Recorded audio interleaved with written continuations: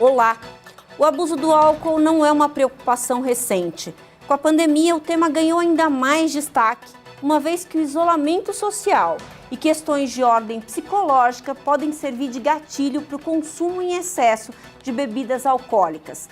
Para debater as políticas públicas para o enfrentamento do abuso do álcool, recebo no Alesp Cidadania de hoje a deputada Janaína Pascoal, do PSL. Seja bem-vinda, deputada. Eu que agradeço a honra do convite. Eu recebo também a professora do Departamento de Medicina Preventiva da Universidade Federal de São Paulo, professora Zilá Sanches. Professora, seja bem-vinda à Rede Alesp. Obrigada, um prazer estar aqui com vocês.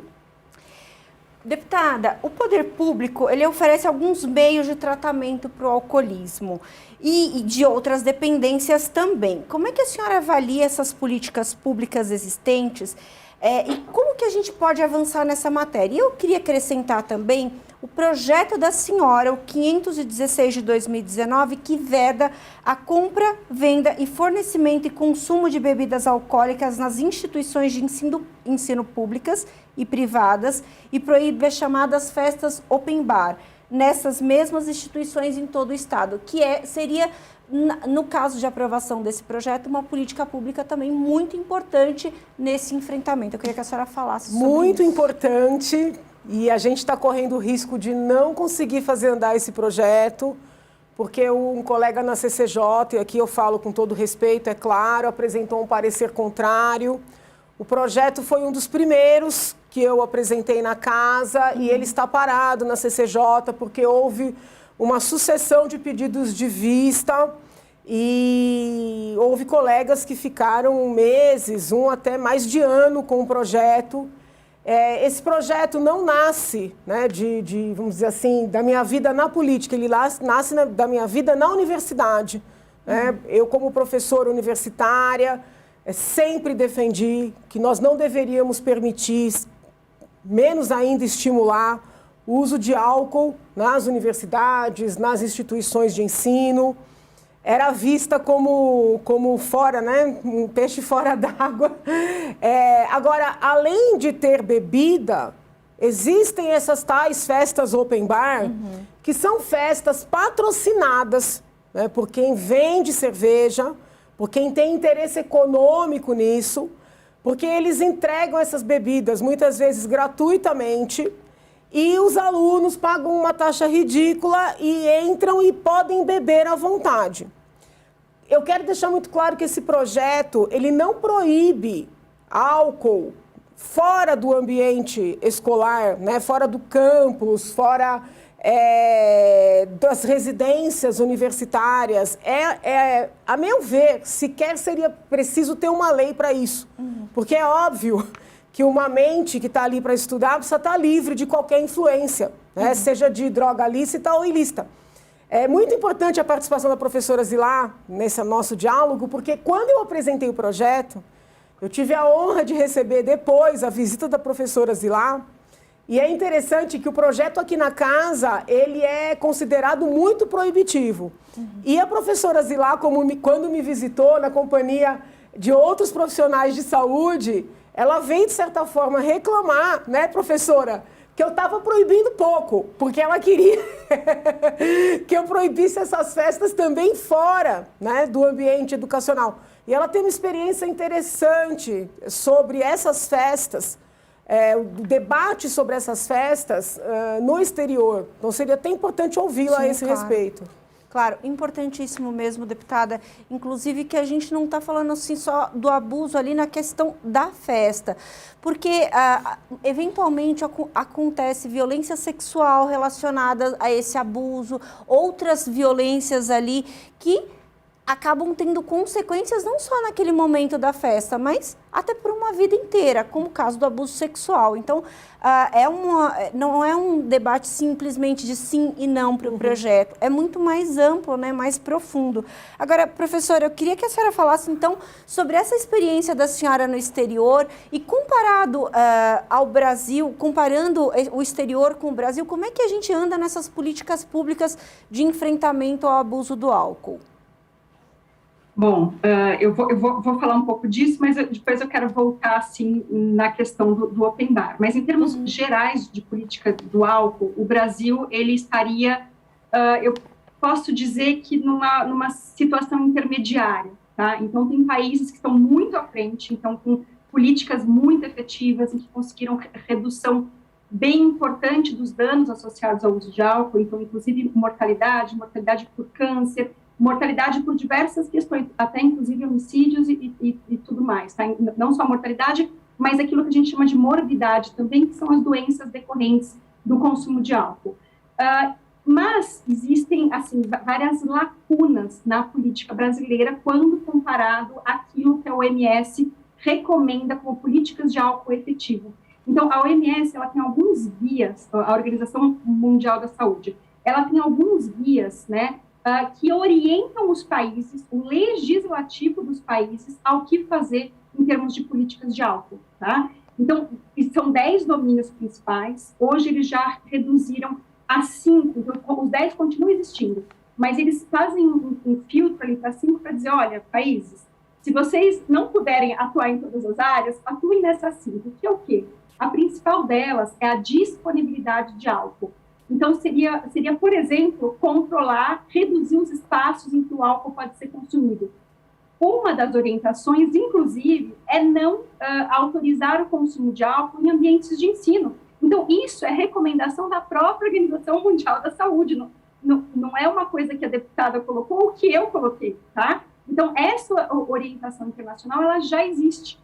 Então, o eixo principal que vem sendo mostrado como efetivo na redução dos danos associados ao álcool para a sociedade, o principal deles é reduzir a disponibilidade. Então, assim, não é proibir de maneira nenhuma, mas a partir do momento que você reduz locais de venda, você reduz consumo.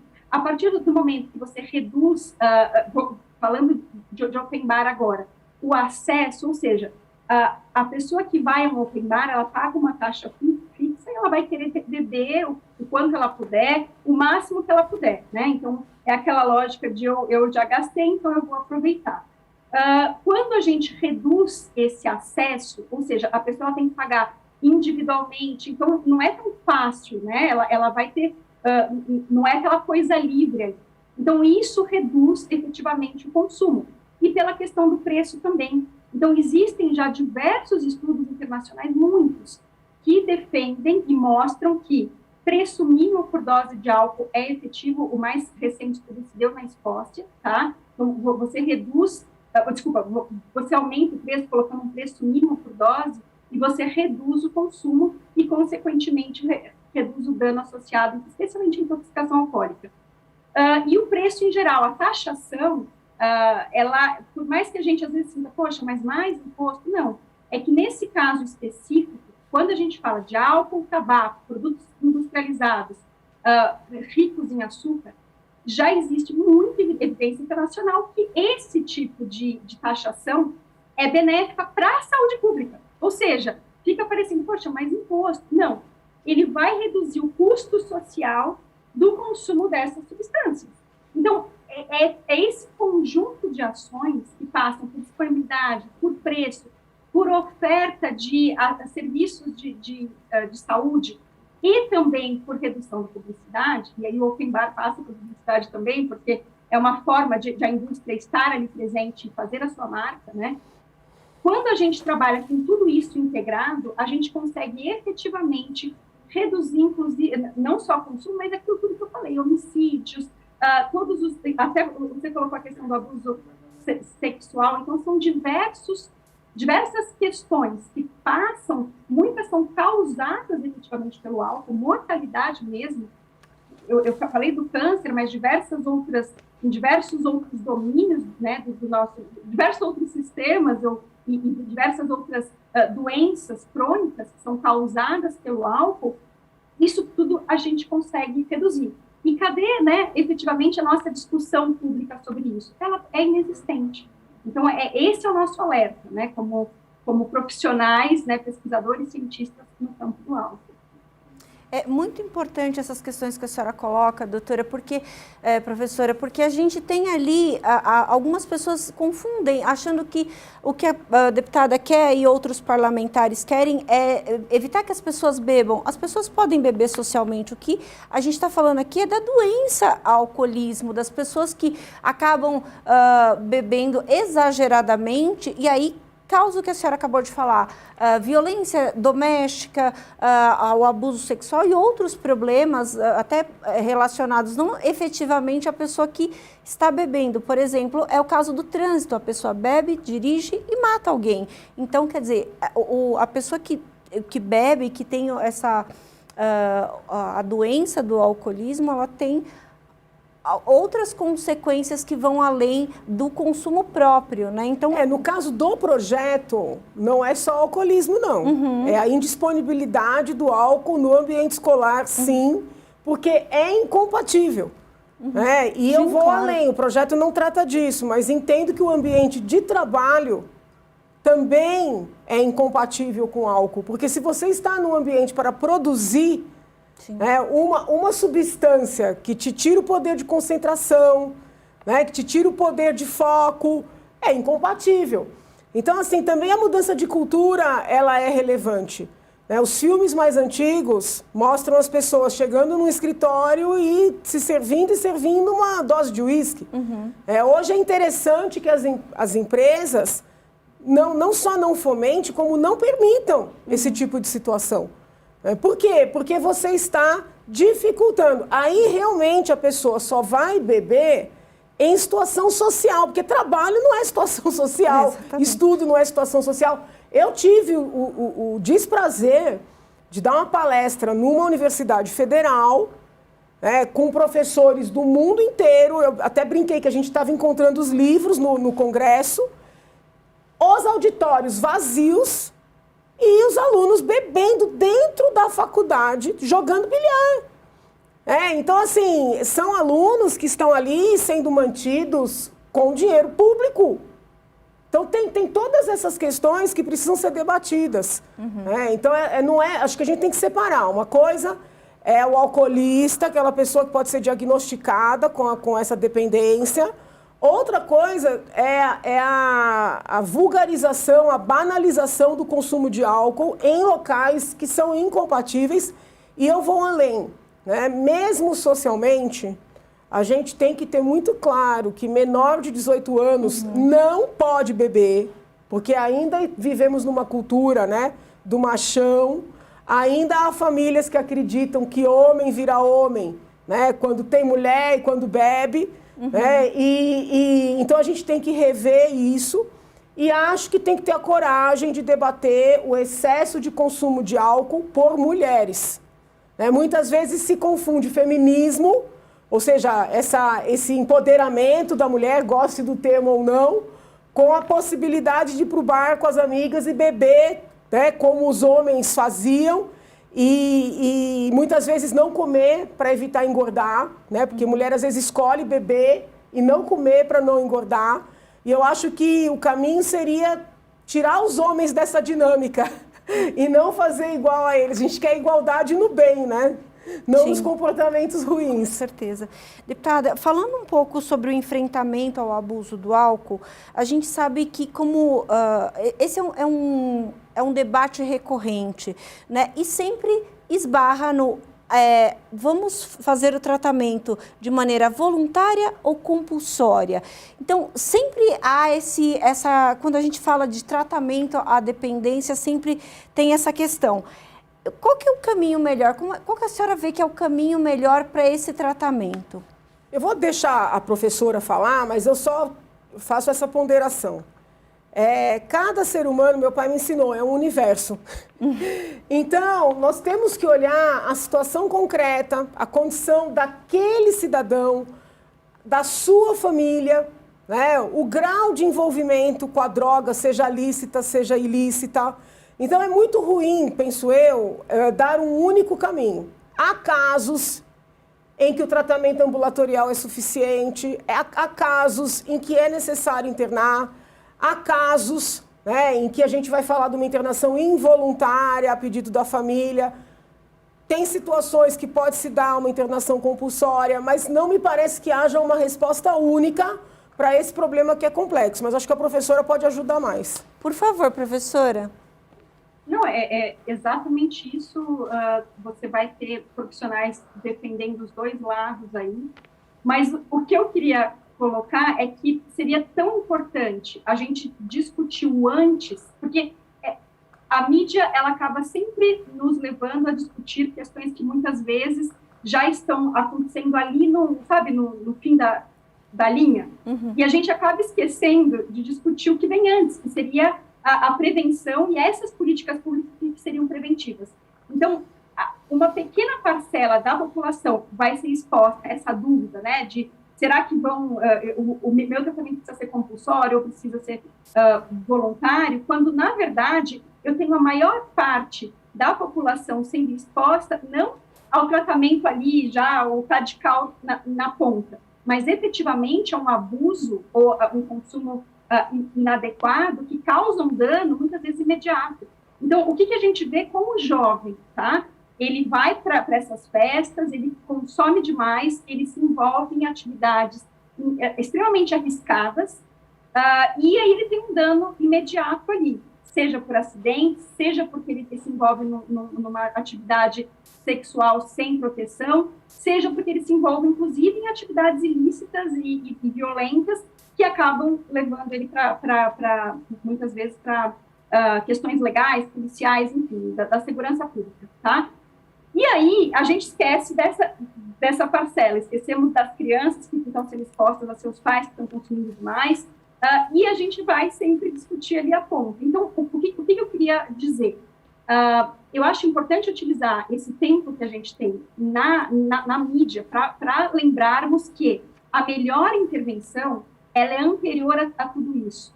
Ela não é aquela, ou seja, a chance de as coisas darem certo, seja voluntário ou involuntário lá na frente, ela não é tão alta, eu até diria que ela é relativamente baixa, quanto a chance de as coisas darem certo antes de um problema acontecer, quando eu faço intervenções adequadas.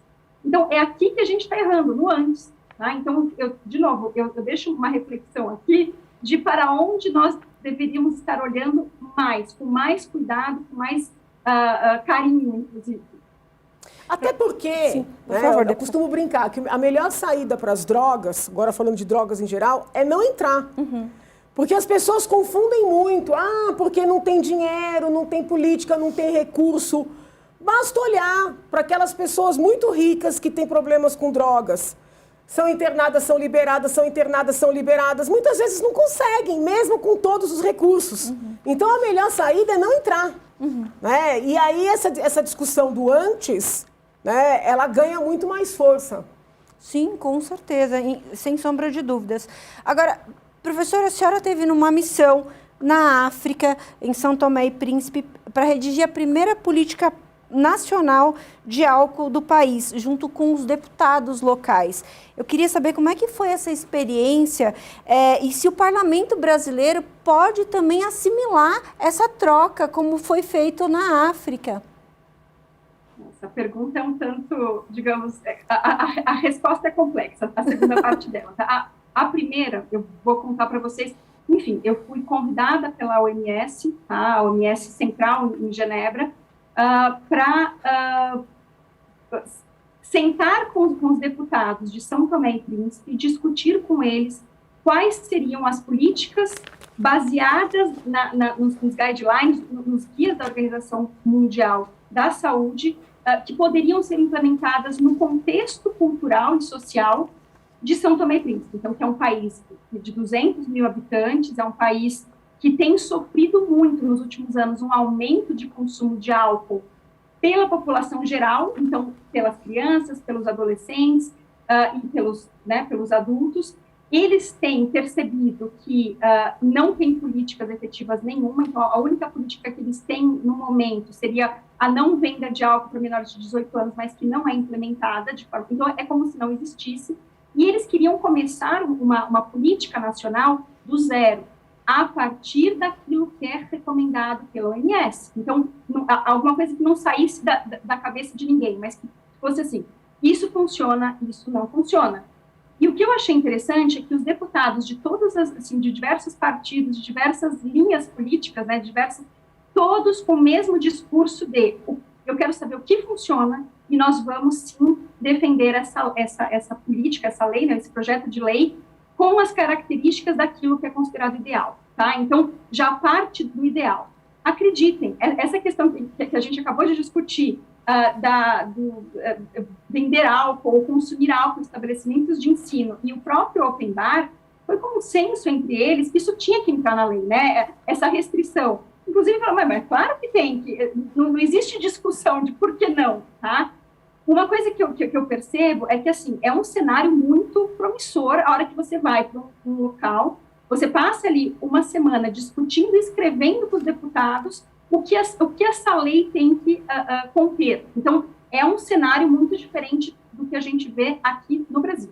Aqui, a gente não consegue nem convencer os deputados de que álcool é uma pauta. Começa por aí. Então, álcool é algo que faz parte da sociedade, é uma forma de lazer e é um direito individual de as pessoas, né, utilizarem e consumirem o quanto elas quiserem. Então, é muito difícil convencer o legislativo aqui da necessidade de se discutir essa pauta pelo fato, principalmente, de não ser simplesmente uma questão individual. Porque se fosse, eu concordo totalmente, né? Mas a necessidade de controle, ela vem do fato de que o álcool ele influencia a vida de diversas pessoas que, inclusive, não estão consumindo, tá? Por conta de violência doméstica, de acidente de trânsito, de abuso sexual, enfim, pessoas que não consumiram, elas passam por esse problema.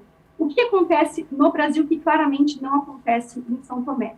A influência da indústria do álcool e a falta de percepção da sociedade de como seria benéfico, efetivamente, a gente aumentar o controle e diminuir o custo social, inclusive o gasto no SUS, o gasto, as empresas, elas passam a gastar menos quando você tem políticas de redução de consumo para os seus funcionários.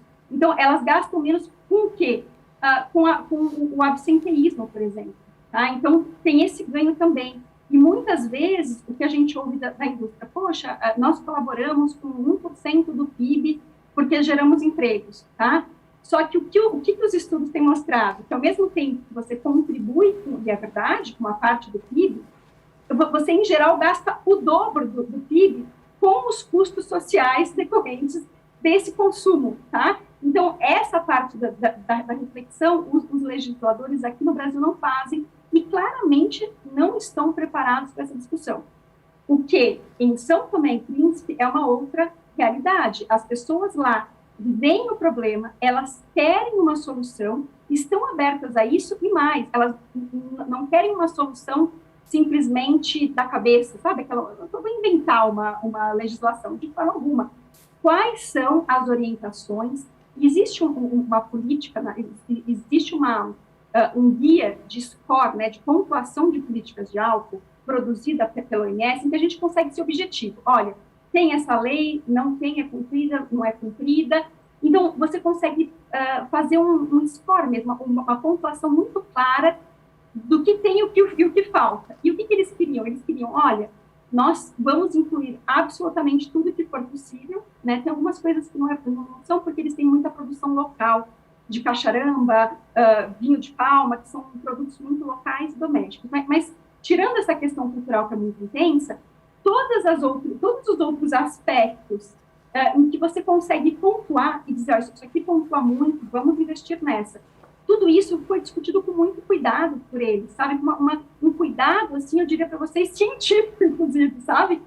E se a gente pudesse, de alguma maneira, levar isso para o nosso legislativo, mostrar para eles, olha, esse é um instrumento que a gente usa para pontuar as políticas de álcool de um país.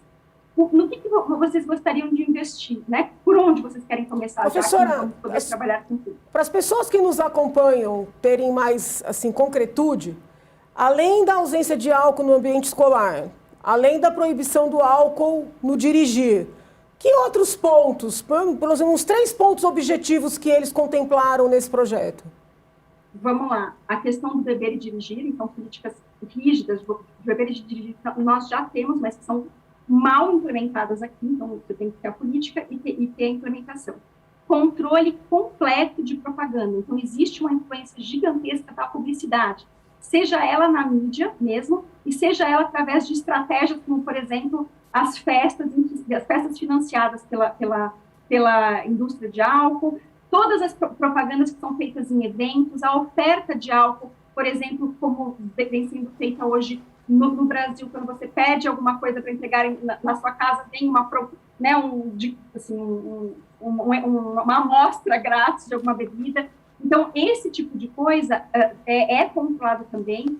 A necessidade extrema de você fazer o que a gente chama de screening, intervenção breve. Então, você faz um diagnóstico precoce no serviço de saúde, antes de o problema se estabelecer, e faz uma intervenção rápida, e isso é recomendado. A questão de prevenção nas escolas, a questão de taxação. Então, tudo isso, então, são 10 domínios, eu falei 6 ou 7 aqui, tudo isso combinado são estratégias que vão reduzir no global o consumo de álcool. Inclusive, uma coisa que é importante que eles não têm lá em São Tomé é todo o monitoramento de consumo frequente. Então, se está aumentando, diminuindo, os principais padrões de consumo e as faixas etárias que estão consumindo, e todos os indicadores de mortalidade, doenças e mortes decorrentes do álcool. Isso você tem que acompanhar anualmente, né? Então, são diversas estratégias,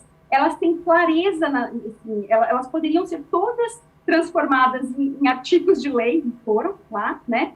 Enfim, e são comprovadas cientificamente como efetivas em diversos países, né? Com certeza. Professora, quando a gente para e observa o impacto do álcool no SUS, no atendimento do SUS, na vida das pessoas a médio e longo prazo, porque, por exemplo, no caso, voltando ao exemplo das pessoas que dirigem, e aí o motorista mata alguém que está alcoolizado, a família dele e aquela família impactada vão sofrer essa consequência por muito tempo. Então, aqui já é uma prova concreta de que não é uma coisa só individual, é uma coisa realmente da sociedade, de preocupação da sociedade. Eu preciso ir para um rápido intervalo, mas a gente volta já já. Você que está acompanhando a Alesp Cidadania, não saia daí.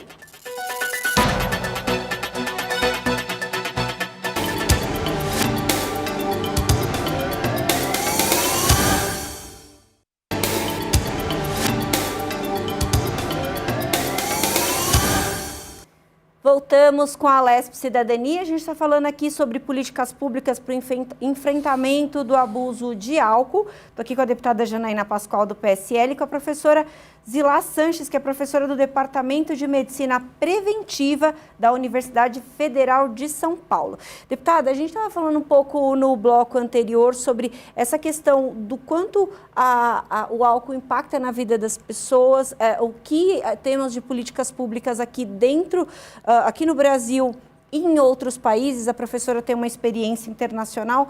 E eu queria que a senhora falasse um pouquinho sobre isso, deputada. A senhora acha que essas experiências internacionais podem ajudar os legisladores brasileiros a enxergar melhor essas políticas públicas para o enfrentamento do abuso? Eu acho que o nosso problema ele vai além do legislativo. O que o legislativo precisa aprimorar, não tenho dúvida, mas ele vai muito além. É uma questão de mentalidade. Eu vou aproveitar aqui que estamos com uma grande especialista.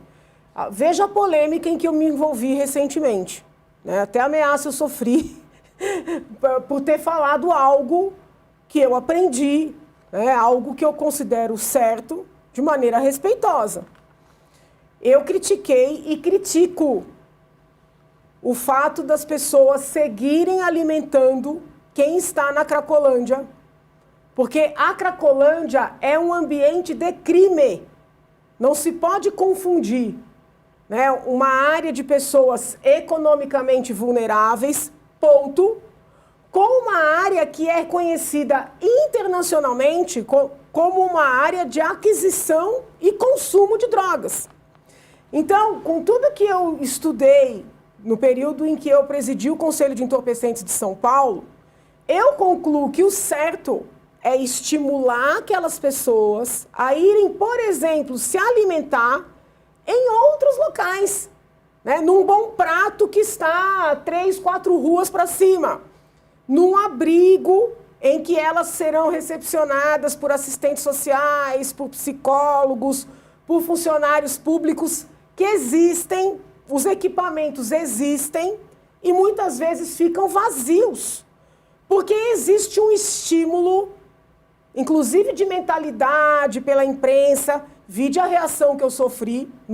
É como se eu tivesse falado um absurdo. E o que eu falei não era um absurdo. Transformaram numa fala contra a caridade, num ataque a um religioso. Quando o que eu estava dizendo era o seguinte: alimentar uma pessoa dependente química no ambiente em que ela compra e consome drogas, finda por favorecer quem vende as drogas. Porque essa pessoa está sendo, né, mantida viva, o dinheiro que ela tem, o pouco dinheiro que ela tem, ela não usa nem para se alimentar, então vai sobrar tudo, todo o pouco que ela tem, vai sobrar para ela comprar droga ali do lado e adquirir, e consumir. Então o trabalho tem que ser retirar a pessoa dali. Quando eu digo retirar, não é pegar a força, é dar estímulos para que ela saia do ambiente onde ela compra e consome. E eu mantenho isso, eu mantenho essa fala, entendo que nós temos um estímulo ao consumo de drogas, um estímulo, uma tendência a passar a maconha, por exemplo, como algo saudável, algo positivo, e aí se confundem elementos. Então, assim, não, quem está dizendo que não é para alimentar as pessoas na Cracolândia é contra o carente, é contra a caridade. Não é nada disso. Mas é muito interessante essa confusão, para que as pessoas não tenham nem coragem de mencionar.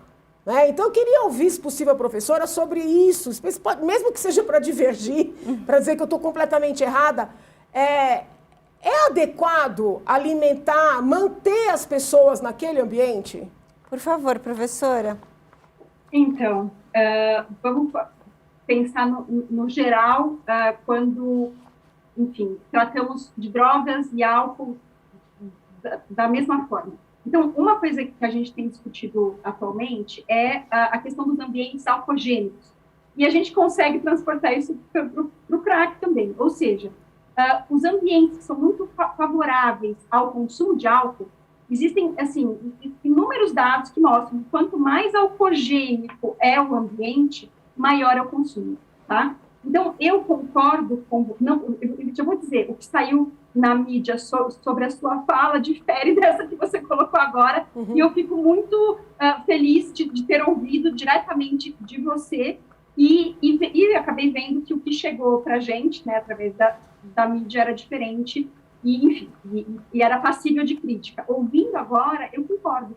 Eu digo que, assim, quando a gente tem esse ambiente que favorece, é óbvio que a gente tem mais acesso. É aquela história da disponibilidade que a gente falou no outro bloco. Oferta, então, quanto mais eu facilito o acesso, mais eu facilito o consumo. Então, veja, se a gente já tem evidência que o álcool, a principal estratégia para a gente reduzir o consumo é a gente reduzir a disponibilidade, sabe, dificultar o acesso mesmo, sabe? Então, eu não consigo comprar 10 de uma vez, eu consigo comprar uma.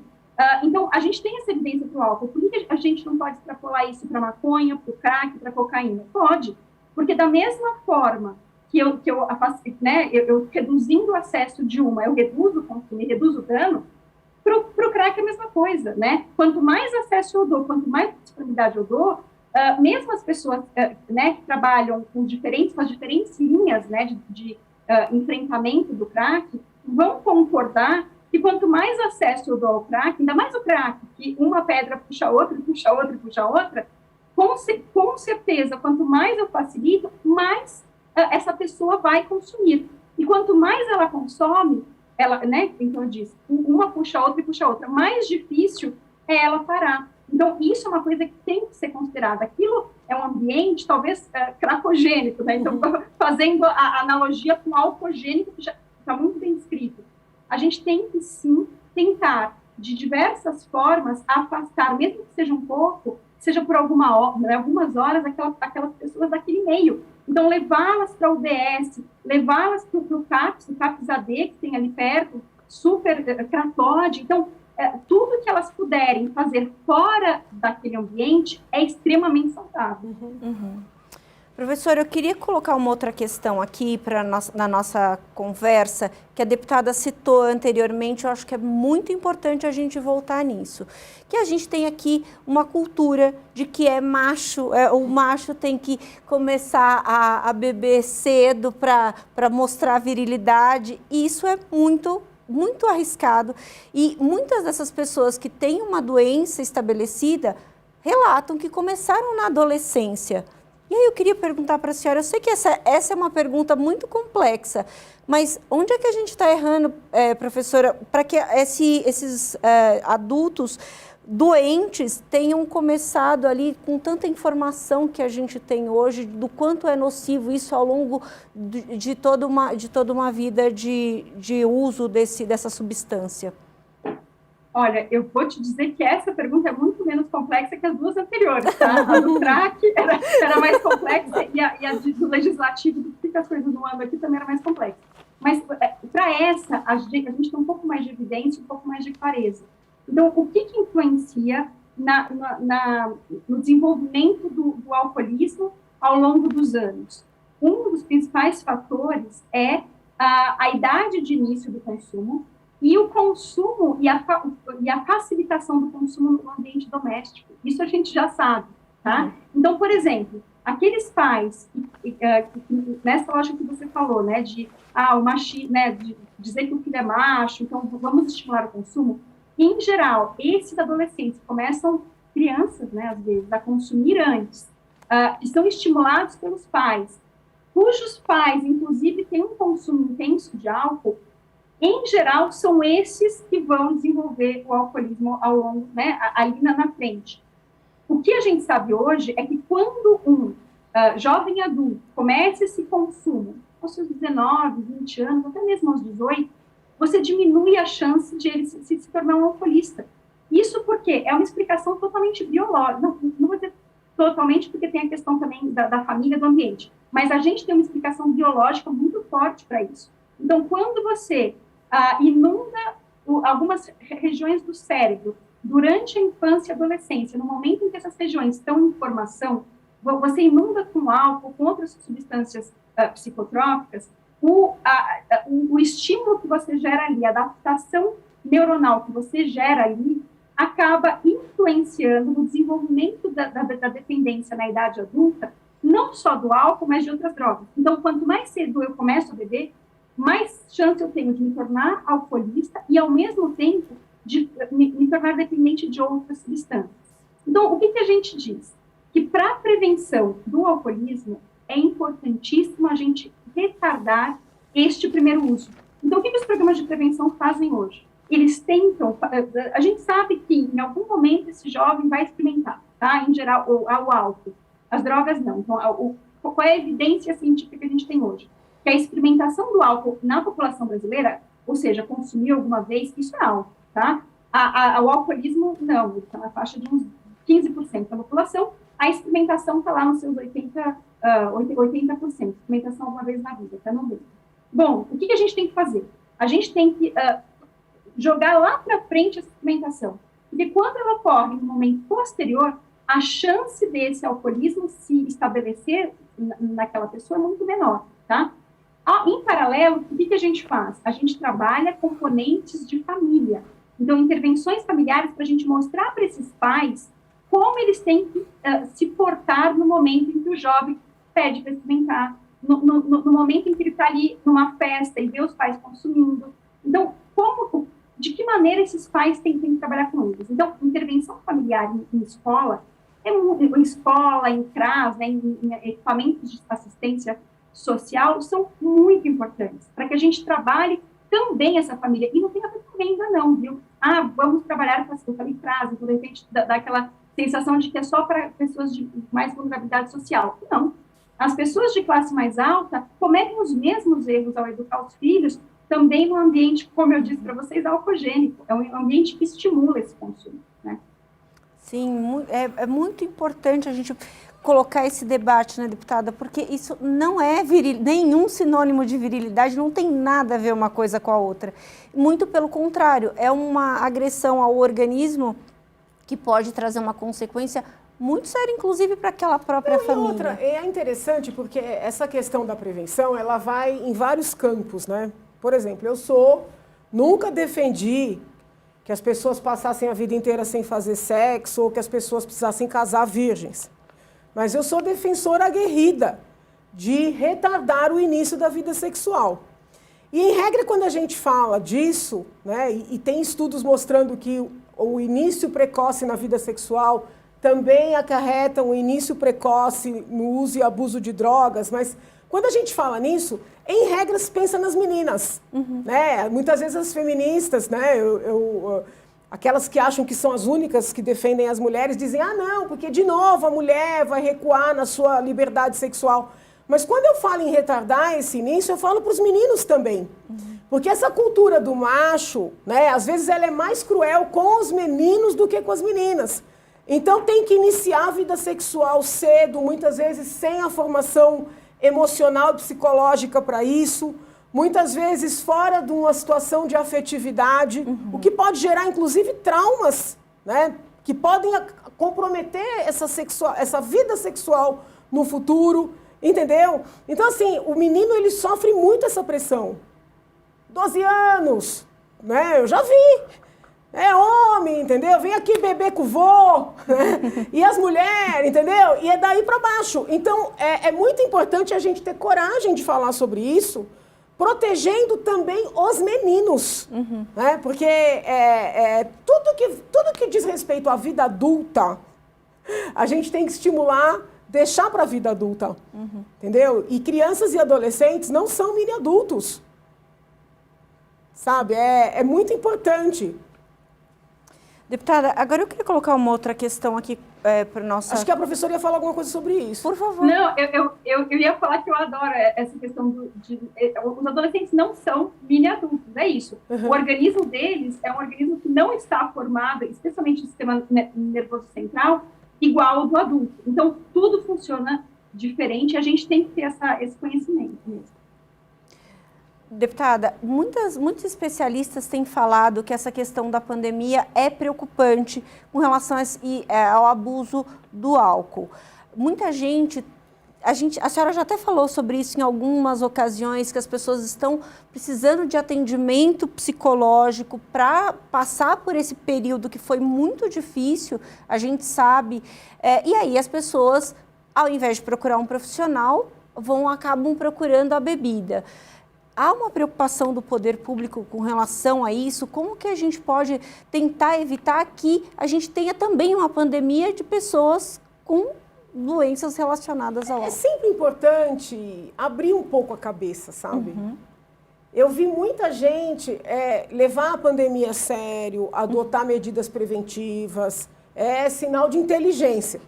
Sim. Mas eu vi muita gente enlouquecer literalmente nesse período, e inclusive hoje, com a vacinação avançada, pessoas que ainda não querem sair, pessoas que ainda têm medo de entrar no elevador com um vizinho, estando a própria pessoa com máscara, o vizinho com máscara. Então é importante ouvir, para todos os temas, eu sempre oriento meus alunos, por exemplo, a lerem diversos autores, né, a ouvirem ideias até contrárias, para poder balancear um pouco, para poder balancear. O álcool, a droga, muitas vezes são válvulas de escape de problemas. Né? A pandemia, ela foi, em certa medida, ainda é um problema. Então, a pessoa buscou, vamos dizer assim, um refúgio, né? Principalmente por estar ali no ambiente fechado. Né? Mas agora, com essa volta paulatina à normalidade, e eu estimulo as pessoas a buscarem voltar à normalidade, mesmo aqui no plenário, ainda tem colegas que estão num grau de pavor que é algo assim que assusta, até porque o parlamentar, como representante do povo, tem que estar no fronte. Nós somos atividade essencial, né? Os médicos, os policiais, os parlamentares também. Então, assim, é necessário dar esse exemplo, sabe? O poder público, eu percebo às vezes, Melissa, que você tem muita expectativa com o Estado, né? Eu não tenho, entendeu? Eu não tenho. Eu acredito no indivíduo. Por isso que eu passei a minha vida inteira ensinando gente, né? E eu me sinto ainda nessa condição. Quando eu vou para o plenário, explicar para as pessoas, façam por si, entendeu? Se fortaleçam, se protejam no sentido de que mantenham a sua mente livre em todos os sentidos, inclusive de substâncias. Essa coisa de falar o que o poder público está fazendo, eu acho até que o nosso Estado até faz bastante, viu? Não é um Estado assim tão omisso como a gente tem costume de dizer. Mas eu não acho que é saudável que os indivíduos fiquem esperando o Estado fazer qualquer coisa por eles. Sim. Doutora, eu queria que a senhora falasse um pouquinho sobre isso também, sobre essa questão da possível aumento da dependência aí relacionado com a pandemia. E aí a gente tem que colocar aí nessa conversa a própria questão da saúde mental, que as pessoas, como eu falei anteriormente, acabam colocando a bebida como uma válvula de escape aí para questões de saúde mental, para os problemas, como a senhora colocou. Professora, por favor. Sim, eu vou aproveitar para contar para vocês. Nós fizemos um estudo junto com a OPAS coordenou o estudo na América. A OPAS é a Organização Pan-Americana de Saúde, e eles coordenaram um estudo nos países da América Latina e Caribe, e eu fui a responsável por esse estudo aqui no Brasil, tá? Durante a pandemia, o início da pandemia, e a pergunta era, as pessoas estão bebendo mais, né? É aquela grande dúvida. E a gente fez diversas medidas também, saúde mental, enfim, de padrões de consumo de álcool pré e durante a pandemia, tá? Para tentar responder isso. E qual foi o achado? Inclusive, a gente tem já esses achados publicados já em alguns artigos científicos. Que, diferente daquilo que a gente esperava, a maior parte das pessoas reduziu o consumo, pelo menos no início da pandemia. Mas tem um grupo específico de pessoas que aumentou esse consumo. Então, começou a consumir mais. É um grupo muito específico. Quem são essas pessoas? São as pessoas que pontuaram muito mais nos scores de ansiedade. Então, são as pessoas que realmente estavam com a saúde mental delas mais comprometida e que se submeteram a mais estratégias de quarentena, ou seja, aquelas que ficaram mais isoladas, tá? Então, realmente, o isolamento social e a ansiedade estão associados a esse aumento de consumo. Só que a gente não pode dizer que toda a população, todos os bebedores aumentaram o consumo deles, não. Os que aumentaram são esses com essas características que eu estou mostrando para vocês numa amostra de América Latina. Quando a gente separa o Brasil, é o mesmo perfil, tá? Então, a gente pode dizer que aqui no Brasil, foi esse perfil de pessoas que acabou aumentando o seu consumo. E eram pessoas numa faixa mais de... não são os jovens, inclusive, reduziram mais o consumo, porque eles consomem, em geral, mais, isso, nas festas, na universidade e tudo mais. Os adultos de meia idade foram os que mais aumentaram o seu consumo. Então, começaram a beber, então, os dados mostram, começaram a beber antes das 5 horas da tarde, eles começaram a beber durante o horário de expediente deles, tá? Eles começaram a beber muito mais na frente das crianças, dos seus filhos que estavam fazendo atividades online, que também isso é um problema sério, né? A gente sabe da influência do bebê. Quanto mais você bebe perto dos seus filhos, maior a chance de eles também fazerem um uso mais abusivo na adolescência e na idade adulta. Então, esse foi o cenário que a gente viu. O que a gente tem que pensar agora? Existe um grupo aí que não só teve problemas de saúde mental no ano passado, mas que persiste. Assim como a deputada falou, tem pessoas que ainda estão extremamente assustadas e ansiosas e preocupadas. Essas pessoas são as mais vulneráveis. Então, a gente tem que olhar para elas, seja através de informação, né, mostrar para elas que elas têm alternativa, que a situação, né, as coisas vão melhorar. É exatamente o oposto do que a mídia tem colocado e está sempre querendo assustar. Mas as pessoas têm que saber que a situação vai melhorar e que o álcool não é a alternativa de automedicação para elas, tá? Deputada, a gente sabe que uma pessoa que sofre da doença do alcoolismo dentro da família, ela desestabiliza esse seio familiar. essa família, ela precisa de atendimento? A senhora vê essa importância do atendimento se estender para as famílias? E a gente, eu comentei sobre a questão das políticas públicas, a gente sabe que a gente tem grandes, o atendimento para esse dependente a gente vai a alguns centros de acolhimento, a gente consegue esse atendimento, mas e as famílias? Eu queria que a senhora falasse um pouquinho sobre essa questão familiar. Tudo vai depender da situação da família, né? Digo assim, da condição da família. Toda doença impacta a família. Né? Se você tem um parente que está acometido de um câncer, por exemplo, isso vai impactar a família, né? Pelo medo de como é que a doença vai se desenvolver, né? Se vai curar, se não vai curar. Então, assim, é óbvio que se você buscar um equipamento, buscar um atendimento, se a família adoecer num grau, né, significativo, que é melhor buscar essa ajuda. Né? Somente, por exemplo, se uma pessoa é alcoolista e não está fazendo mal apenas para ela, mas já entra no campo de uma violência, fica agressivo, que acontece muitas vezes. Então, é importante ter esse olhar, vamos dizer assim, global. Agora, tudo também tem a ver com a dinâmica familiar, né?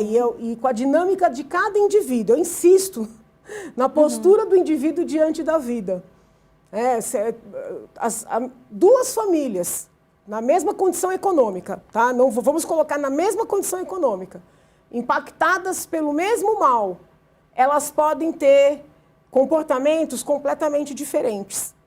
Então, assim, a senhora Zilá falou bem, né? As coisas vão melhorar. A positividade, né? A forma otimista de enfrentar.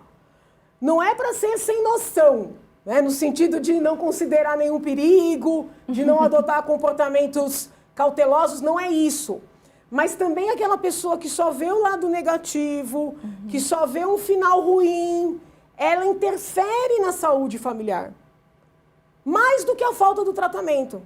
É incrível isso, né? Ela interfere. Então, é muito importante respirar, ter calma, olhar os vários caminhos, buscar o caminho do meio, sabe? E eu percebi nessa dinâmica da pandemia um desespero.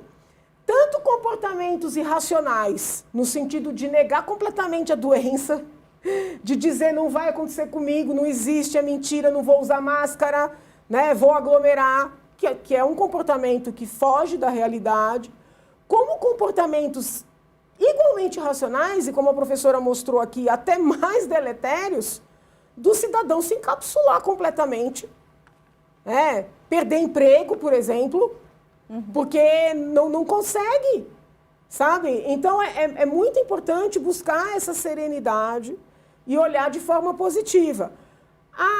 Os CAPs, né, são os equipamentos indicados para as famílias buscarem esse atendimento. O que eu acho, não sei se a professora concorda, é que o modelo CAPS, ele acabou sendo capturado por uma ideologia. Então, nem sempre o equipamento que vai ser procurado vai te dar o atendimento necessário. Porque existe muito, assim, um negacionismo, por exemplo, dos casos em que precisa ter uma intervenção mais firme. Então, assim, a família tem que buscar, né? Vai no CAPS, vai no psicólogo, vai no psiquiatra, onde se sente bem. Busca um apoio emocional. A professora Zilá tem uma tese sobre a importância da religiosidade na cura, né? Não estou falando que vai ter um passe, que vai ter uma bênção e vai curar, não é isso. Mas a importância dessa força... Desse alicerce. Isso, para que até o remédio faça maior efeito, entendeu? Então, essa positividade, eu acho que ela está faltando. Não sei se a senhora quer falar alguma coisa da sua tese, tão importante sua tese. Não, e concordo. Acho que a positividade está faltando. E uma das coisas que eu queria comentar, e que passa pela questão da tese, é que ainda, a tese é antiga, mas ainda hoje, o que a gente percebe é que os grupos religiosos, eles estruturam muitas intervenções familiares. Então, assim, das diferentes religiões. Então, eles trabalham num dia específico, numa sessão específica, ou num grupo específico, trabalham a família. Então, muitas vezes, o que a gente via e continua vendo São famílias que buscam nas igrejas ou no centro espírita, etc., eles buscam apoio porque o filho está consumindo drogas, porque o marido é alcoolista e está conturbando o ambiente familiar. Então, as famílias elas vão buscar esse apoio nesses locais, muitas vezes antes, inclusive, de buscar os CAPs, porque é uma cultura nossa, né, do brasileiro, é diferente em outros países, as pessoas primeiro procuram o serviço de saúde e depois a religião, aqui não. Aqui a gente tem todo um movimento de as pessoas acabarem buscando a religião como uma forma de intervenção para os seus problemas emocionais, de saúde física e, inclusive, questões sociais, muitas vezes. Olha, infelizmente nosso tempo acabou, deputada e professora, porque é um tema riquíssimo, vastíssimo, a gente teria muito aqui para falar ainda, para esclarecer sobre essa questão, ainda mais desse ponto que a professora tocou agora sobre a questão da religião, que muita gente realmente, acho que até por uma questão de preconceito, né, doutora, acaba demorando um pouco de admitir que tem a doença e que a partir dessa fé, ela começa aos poucos perceber que ela está um pouco, está exagerando naquele consumo e aquilo está fazendo mal para todo mundo em volta. Então, o papel das igrejas das igrejas e dos centros espíritas é importante aí nesse tratamento, nessa ajuda dessas pessoas. Queria dar um minutinho para a senhora fazer suas considerações finais, a senhora é deputada. Professora, por favor. Não, eu acho que esse espaço foi muito importante para a gente discutir, especialmente a questão do álcool, mas a gente percebe que quando a gente fala de drogas, e o álcool é uma, ampliamos aí, né, os nossos temas e acabamos passando por várias questões atuais mesmo, como a pandemia, a questão da Cracolândia, e eu queria que ficasse realmente essa reflexão aqui de que não existem respostas fáceis e óbvias. Se alguém vier, né, dizer, olha, para a gente resolver o alcoolismo é assim, para resolver o abuso de crack é assado, é muito difícil ter respostas certas. E a gente tem que efetivamente respeitar, né, as diferenças, enfim, da forma que as pessoas pensam e enfrentam, mas sabendo que existem evidências científicas que podem nos direcionar para alguns caminhos. Muito bem colocado, professora. Deputada, por favor. Bom, agora eu estou olhando para a câmera, não sei se a professora Zilá está me vendo olhar para ela, porque eu estou aqui num ambiente que eu não sei para onde é que eu olho, o seu rosto aparece em vários lugares, então se eu fiquei de costas, peço desculpas, agradeço a tua participação, sempre muito rica, agradeço, Melissa, a Rede Alesp, peço para você que está em casa, se você concorda conosco que o ambiente escolar não é compatível com álcool, por favor, escreva para o seu deputado, né? Escreva com carinho, com amor, pedindo apoio, né, ao nosso projeto. Eu assino o projeto junto com a deputada Marta Costa, tem um apoio, né, bastante significativo dos colegas da bancada evangélica, né? Eu não sou evangélica, não sou da bancada evangélica, mas eu brinco com eles que eu me sinto parte. Então, eu peço para você, né, que está aí, que tem um filho na universidade, que tem um neto, que percebe que não é compatível, mande um e-mail para o seu deputado pedindo para apoiar, né, o nosso projeto que proíbe as festas open bar no ambiente educacional. Ninguém está querendo proibir nada além disso. Só que as crianças, os jovens, os adolescentes fiquem com a mente livre, né, para aprender. Nada além disso. Muitíssimo obrigada. Saúde para todos. Deputada, não se preocupe, a senhora olhou para a câmera correta, fique tranquila. E para você que está em casa, quiser buscar o projeto da deputada para saber mais, é o 516 de 2019. É só você entrar na página da Assembleia Legislativa, procurar o nome da deputada Janaína Pascoal e nas proposições da parlamentar. Está na primeira folha, né, deputada, Sim. que foi dos primeiros projetos, se eu não me engano, é o terceiro projeto que a senhora apresentou aqui na casa. Sim, porque eu vi muita coisa dentro da universidade, né? E aí a gente fala, está inventando, porque se abafa muita coisa também, entendeu? Então eu falei, não, eu vou fazer esse projeto e vou seguir lutando por ele, peço ajuda da população. É isso. Esse foi mais um Alesp Cidadania. Você fica agora com a programação da Rede Alesp. Você pode rever esse programa e outros programas da Rede Alesp nas nossas redes sociais. Obrigada e até a próxima.